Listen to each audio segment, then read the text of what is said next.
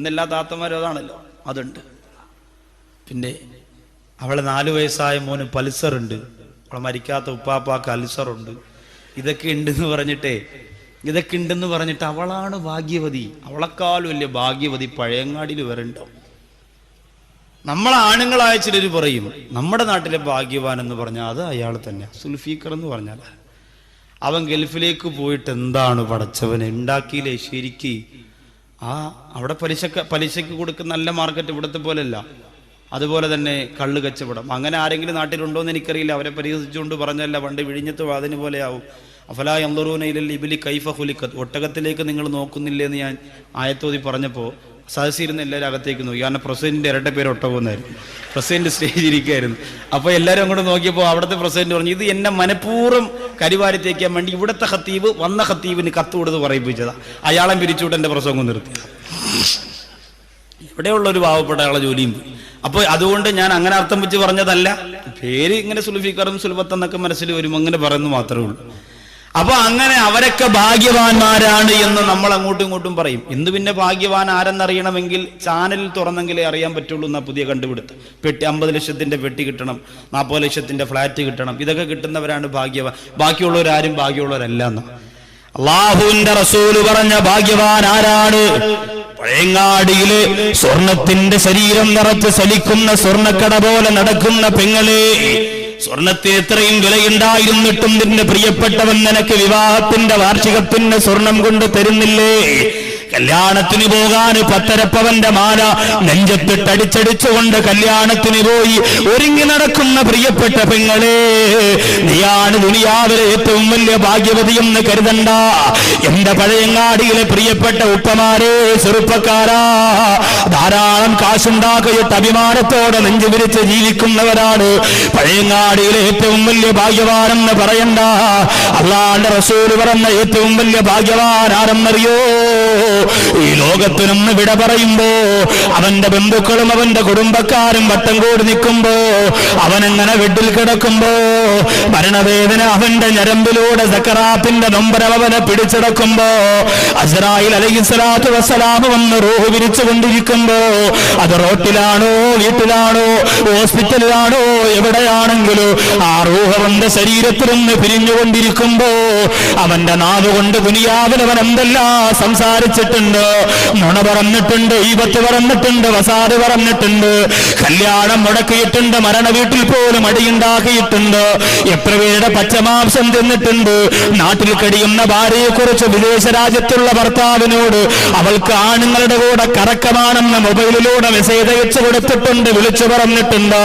അങ്ങനെ എന്തെല്ലാം വൃത്തികേടുകൾക്ക് സാക്ഷിയായ നിന്റെ നാവ്, ആ നാവ് കൊണ്ട് അസ്റായിൽ വന്ന് റൂഹ് പിടിക്കുമ്പോ ലാ ഇലാഹ ഇല്ലല്ലാഹ്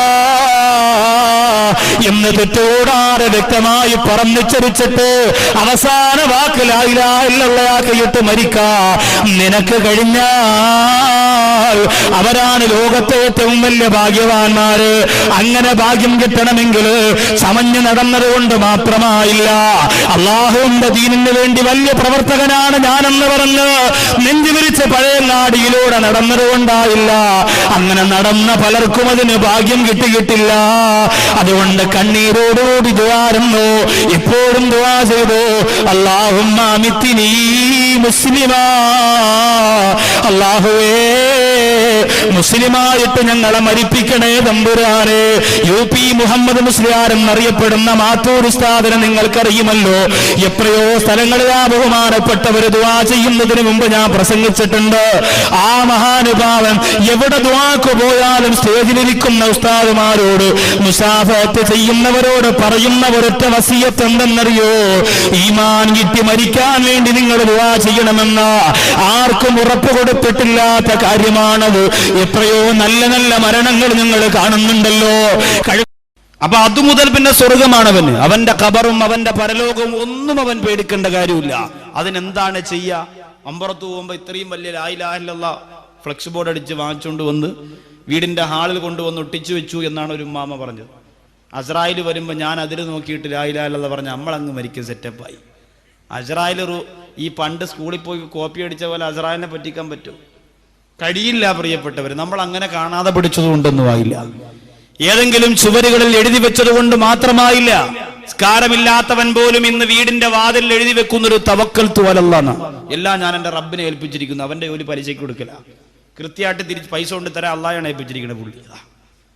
അപ്പൊ ഇതുപോലെ തോന്നിവാസം ചെയ്തിട്ട് മഹത്വമുള്ള വാക്കുകളെ വീടിന്റെ അലമാരയിലും അടുക്കളയിലും എഴുതി വെച്ചു എന്ന് പറയുമ്പോ പ്രിയപ്പെട്ട സഹോദരങ്ങളെ, ഈമാനോടുകൂടി മരിക്കാൻ അതിനു വേണ്ടിയിട്ടൊരു അവസരം അല്ലാഹു തരണമെന്നില്ല.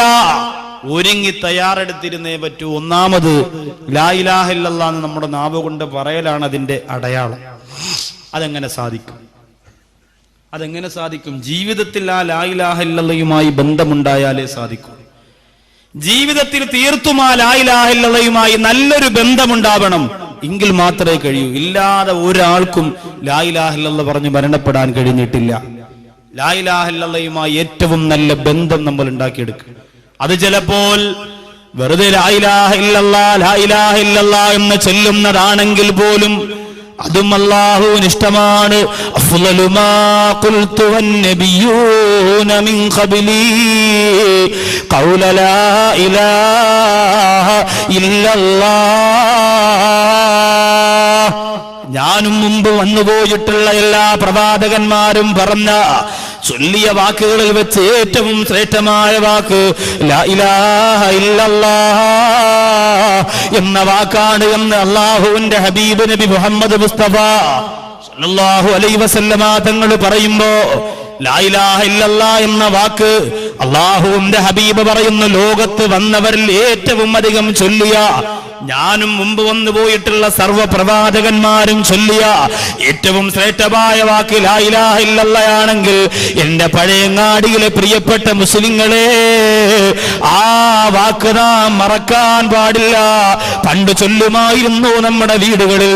ഒരു കുഞ്ഞു നമ്മുടെ വീടിന്റെ അകത്ത് കിടന്നുറങ്ങണമെങ്കിൽ സന്ധ്യ നേരമാകുമ്പോ നമ്മുടെ വീടിന്റെ അകത്ത് നിസ്കാരപ്പായിൽ കേൾക്കുന്ന ആ ലാ ഇലാഹ ഇല്ലല്ലാഹ്, നമ്മുടെ വീട്ടിന്റെ അകത്തൊരു പ്രിയപ്പെട്ട കുഞ്ഞ് പൊട്ടിക്കരങ്ങ തൊട്ടിൽ കിടക്കുമ്പോ നമ്മുടെ പ്രിയപ്പെട്ട ഭാര്യമാരല്ലെങ്കിൽ നമ്മുടെ ഉമ്മമാര് ആ തൊട്ടിൽ ഇങ്ങനെ പിടിച്ചുകൊണ്ട് പറഞ്ഞിരുന്നത് ലാ ഇലാഹ ഇല്ലല്ലാഹു ലാ ഇലാഹ ഇല്ലല്ലാഹ് ലാ ഇലാഹ ഇല്ലല്ലാഹു മുഹമ്മദുർ റസൂലുള്ളാഹ്. എത്ര മനോഹരമായിരുന്നു അത് കേൾക്കാൻ. ഇന്ന് നമ്മുടെ മക്കളെ അങ്ങനെ താരാട്ടുപാടി ഉറക്കുന്ന ഉമ്മമാരുണ്ടോ? ഇന്ന് നമ്മുടെ മക്കളെ കയ്യിൽ വെച്ചിട്ട് കുപ്പിപ്പാലെടുത്ത് വായിലേക്ക് വെച്ചു കൊടുത്തിട്ട് കുങ്കുമപ്പൂവിന്റെ ക്ലൈമാക്സ് കാണാ കണ്ണീരോടെ കാത്തിരിക്കുന്ന പെങ്ങന്മാരായി നമ്മുടെ സഹോദരിമാര് മാറുമ്പോ, നിന്റെ തൊട്ടിൽ കിടക്കുന്ന കുഞ്ഞിന് പാട്ടുപാടി ഉറക്കിയിരുന്ന ഉമ്മമാരുണ്ടായിരുന്നു. എത്ര രസമായിരുന്നു അത് കേൾക്കാൻ. വീരനാമലിയാരുടെ വീരകഥകൾ കേൾക്കണം, വീരനാ നീ വളരണം, ജീവിത പൊന്നാരമേ ലാ ഇലാഹ ഇല്ലല്ലാഹു ലാ ഇലാഹ ഇല്ലല്ലാഹ്. ഇന്ന് നമ്മുടെ മക്കൾക്ക് അത് പാടിക്കൊടുക്കാൻ ആളുണ്ടോ? അത് പാടുന്നത് മാത്രമല്ല, മഗ്‌രിബിന്റെ ഭാഗ പഴവങ്ങാടി പള്ളിയുടെ മിനാരത്തി എന്ന് കേട്ടാ വീടിന്റെ അകത്ത് എല്ലാം ഓഫാക്കി വെച്ചിട്ട് അന്നുണ്ടായിരുന്ന ചെറിയ ഒരു ആകാശവാണി പോലും നിർത്തിവെച്ചിട്ട് കൈകാല് കഴുകി ഒലുകൊടുത്ത് മുസല്ലയിലേക്ക് വന്നിരുന്ന നിസ്കാരം കിടന്നിട്ട് തസ്ബീഹെടുത്ത് കയ്യിൽ വെച്ചുകൊണ്ട് ലാ ഇലാഹ ഇല്ലല്ലാഹ് എന്നൊരു 100 പ്രാവശ്യം പറയാത്ത ഉമ്മമാരുണ്ടായിരുന്നു. ഇന്നത്തെ അവസ്ഥ എന്താ? യാ അയ്യുഹല്ലദീന ആമനു ദിക്റുല്ലാഹ് ദിക്റൻ കസീറാ വസബ്ബിഹൂഹു ബുക്റതൻ വഅസീലാ. അല്ലാഹു പടച്ചതമ്പുരാന്റെ ഖുർആൻ പറയുകയാണ്, വസബ്ബിഹൂഹു ബുക്റതൻ വഅസീലാ. പ്രഭാതത്തിലും പ്രദോഷത്തിലും നിങ്ങൾ ധാരാളമായി അല്ലാഹുവിന് തസ്ബീഹ് ചൊല്ലുക. അല്ലാഹു നിശ്ചയിച്ചു തരികയാണ് 2 സമയം, പ്രഭാതവും പ്രദോഷവും 2 സമയം നമുക്ക് വേണ്ടി നിശ്ചയിച്ചു തരികയാണ്.